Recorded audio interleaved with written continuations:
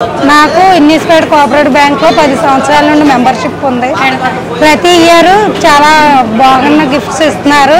అన్ని బ్యాంకుల మీద ఈ బ్యాంక్ చాలా బాగున్న గిఫ్ట్లు, లేడీస్ కు ఉపయోగపడే ఐటమ్స్ ఇస్తున్నారు. బ్యాంకు పరిపాలన చాలా బాగుంది. సభ్యులందరూ కోఆపరేట్ చేస్తున్నారు. చాలా బాగుంటుంది. లోను కూడా పెట్టుకున్న 15 రోజుల్లోనే ఇచ్చేస్తున్నారు. అభివృద్ధి చాలా బాగుంది.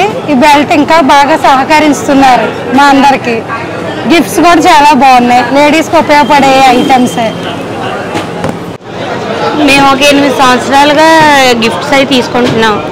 మేము లోన్ కూడా ఇందులో తీసుకున్నాం. మాకు లోన్ కూడా చాలా తొందరగా ఇప్పించారు. అన్ని వడ్డీ అది కూడా చాలా బాగున్నది. ఇది మా కుటుంబంలో ఒక ఇంటికి లోన్ తీసుకున్నప్పుడు బాగా ఉపయోగపడింది.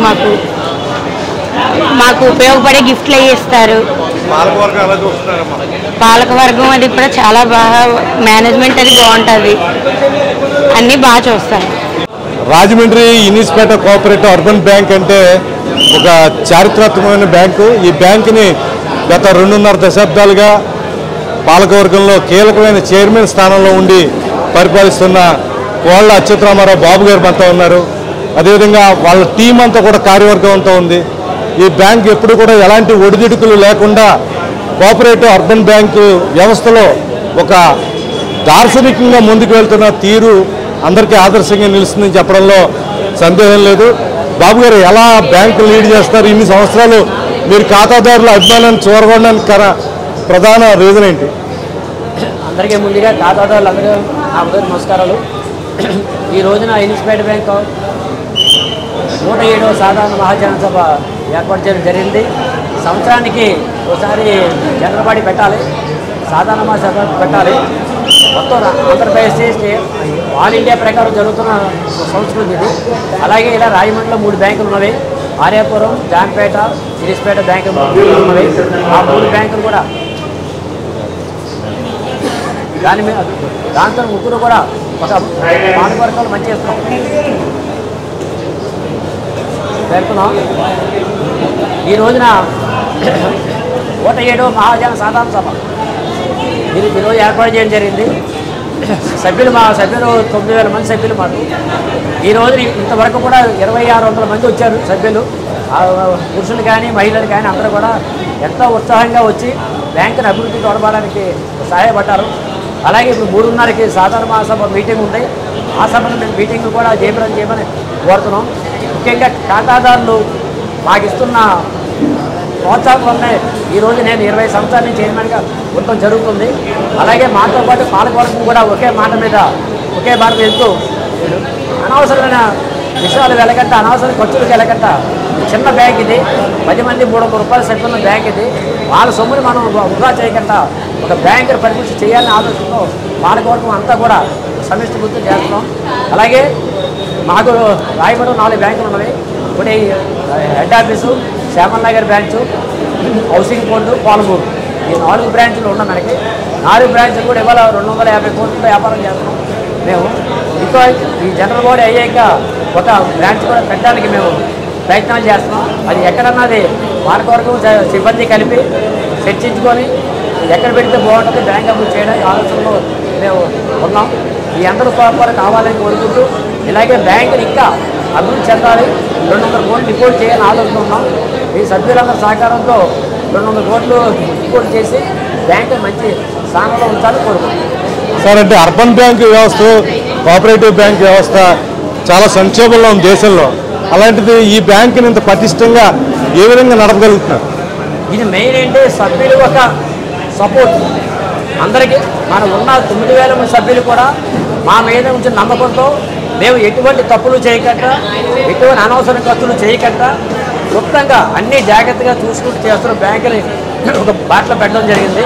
ఎక్కడ కూడా ఎటువంటి వేస్ట్ ఖర్చులు చేయకుండా కూడా సింపుల్ ఎక్కడ ఎంత ఖర్చు తక్కువ ఉంటే అంత ఖర్చు చేయాలి. ఎందుకంటే ఇంతమంది సభ్యులు మా మీద నమ్మకం ఉంచారు కాబట్టి మా నమ్మకాన్ని మేము ఉమ్ము చేయకుండా వాళ్ళు ఎలా నమ్ముకున్నారో వాళ్ళు కూడా మంచి బ్యాంకు పరిస్థితి చేయాలని పాలకవర్గంతో నిర్ణయం తీసుకున్నాం. అదే దృష్టిలో ఒక పాలకవర్గం ఒక మాట మీద వెళ్ళడానికి సిద్ధపడ్డాం. సార్, ఇప్పుడు ఈ నెక్స్ట్ ఇయర్కి మీరు తీసుకునే మీ కార్యవర్గం తీసుకునే స్టెప్స్ ఎలా ఉండబోతున్నాయి? నెక్స్ట్ ఇయర్ కంటే ఒక బ్రాంచ్ పెట్టాలని ఆలోచిస్తున్నాం. అంటే రిజర్వ్ బ్యాంక్ రూల్ ఉన్న ప్రకారం ఇప్పుడు ఏంటంటే బ్యాంకు కూడా నామ్స్ అన్నీ కూడా కరెక్ట్గా ఉంటే మనమే బ్రాంచ్ పెట్టేసుకోవచ్చు. రిజర్వ్ బ్యాంక్ ఇవ్వాల అన్ని నామ్స్ కూడా పరిపుష్టిగా ఉన్నాయి బ్యాంక్కి. రిజర్వ్ బ్యాంక్ చేసిన నామ్స్ అని కూడా మేము అమలు జరుపుతున్నాం, ఎక్కడ కూర్చో తప్పకుండా చేస్తున్నాం. అందువల్ల ఒక బ్యాంక్ పెట్టడానికి రిజర్వ్ బ్యాంక్ అనుమతి ఉంది, మాకు ఒక బ్రాంచ్ పెడతాం. బ్రాంచ్ పెట్టి ఇంకా ముందుకు తీసుకెళ్తాం. ఎక్కువ బ్రాంచ్లు పెట్టినా సరే కాంపిటీషన్ పెరిగిపోయింది బ్యాంకులకి.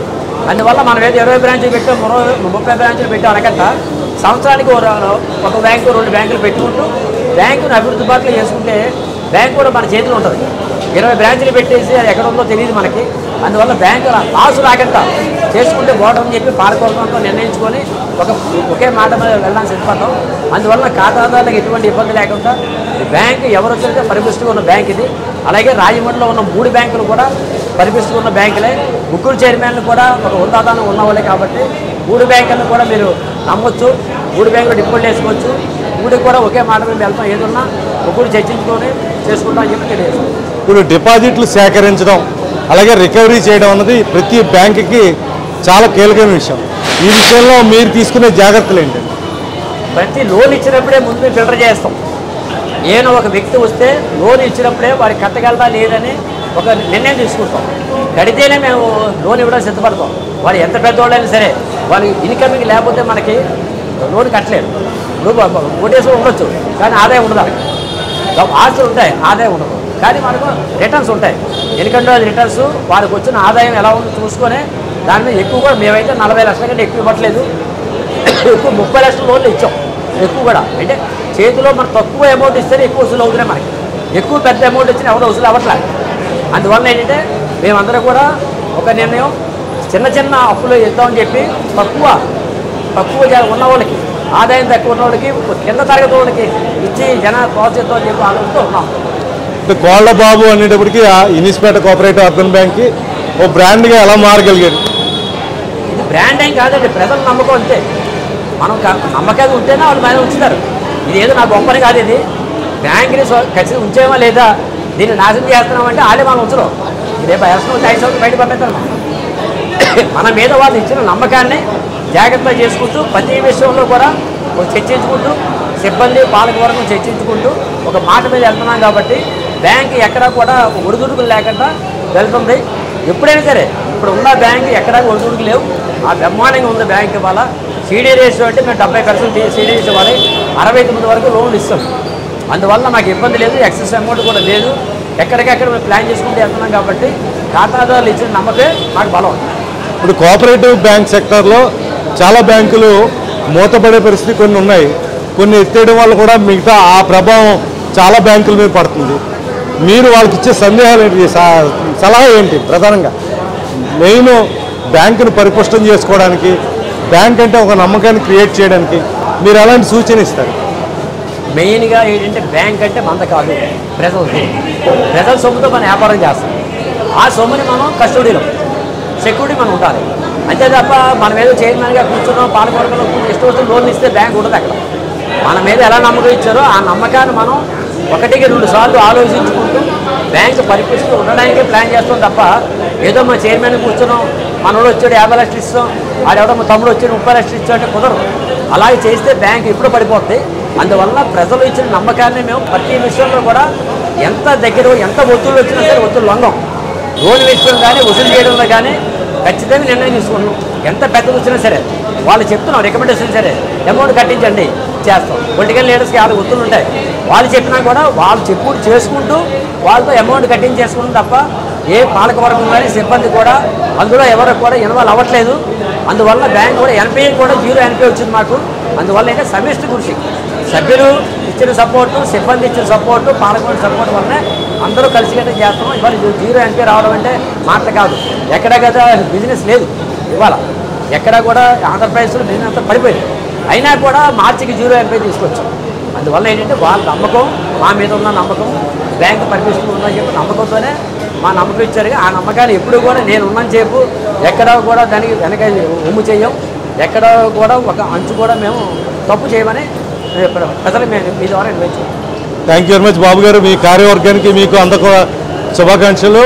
ఇప్పటికే బాబు గారు ఇంచుమించు దాదాపు 25 సంవత్సరాల నుంచి ఆ బ్యాంకులు లీడ్ చేస్తున్నారు. 95 అనుకుంటా మీరు డైరెక్టర్గా 95లో డైరెక్టర్గా ప్రవేశించి 2001 నుంచి చైర్మన్. వరుసగా అన్ని పర్యాయాలు నమ్మకం ఉంచి ఖాతాదారులు ఆయన చైర్మన్గా ఉన్న బెల్ట్నే అఖండ విజయంతో దీవిస్తూ వస్తున్నారు. ఆ నమ్మకాన్ని ఎప్పటికప్పుడు నిలబెట్టుకుంటూ బ్యాంకుని ఎంతో పురోగతిలో తీసుకెళ్తూ ఇనిస్పేట బ్యాంక్ అంటే కోళ్ళబాబు గారు అంటే ఇనిస్పేట బ్యాంక్ అనే రీతిలో మారిపోయే రీతిలో ఆయన నమ్మకాన్ని కలిగించారు. నిజంగా ఇది చాలా గ్రేట్. కోఆపరేటివ్ సెక్టర్ అంటే ప్రస్తుతం ఉన్న రోజుల్లో చాలా భయపడే రోజుల నుంచి నమ్మకాన్ని క్రియేట్ చేసిన బ్యాంకుగా ఇనిస్పేట urban bank, cooperative urban bank నిలిచింది. వీరందరికీ శుభాకాంక్షలు తెలియజేస్తూ దాదాపు 10,000 మంది ఖాతాదారులకి ఈరోజు పెద్ద పండగ. వీళ్ళందరికీ కూడా మంచి గిఫ్ట్ని, మహిళలకు ఉపయోగపడే గిఫ్ట్ని బాబు గారి టీం సెలెక్ట్ చేసి అందివ్వడం జరిగింది. ప్రతి సంవత్సరం కూడా ఈ పండుగ పెద్ద ఎత్తున జరుగుతుంది. ఈ సంవత్సరం కూడా పెద్ద ఎత్తున ఖాతాదారులు వచ్చి ఆ టీం అందరినీ కూడా ఆశీర్వదిస్తున్నారు. ఈ బ్యాంకుని ప్రతి ఒక్క బ్యాంకు కూడా కోఆపరేటివ్ సెక్టార్లో ఉన్న బ్యాంకులు ఆదర్శంగా తీసుకుంటే ఎలాంటి నష్టాలు లేకుండా ఎంతోమంది ఖాతాదారులకు సేవ చేసే మార్గాన్ని చూపించిన వైనం ఏర్పడుతుందని వీళ్ళందరికీ శుభాకాంక్షలు తెలియజేస్తూ ఇది ఈస్ట్ న్యూస్ కోసం Ramanarayana. Thank you very much sir. Thank you. నమస్కారం.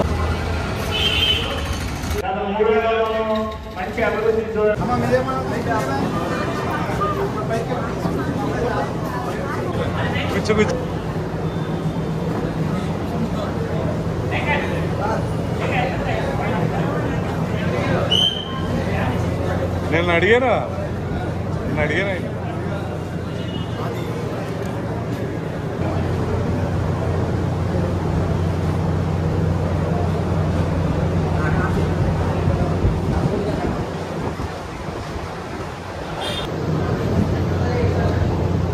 మీకు చక్కగా వర్షం లేకుండా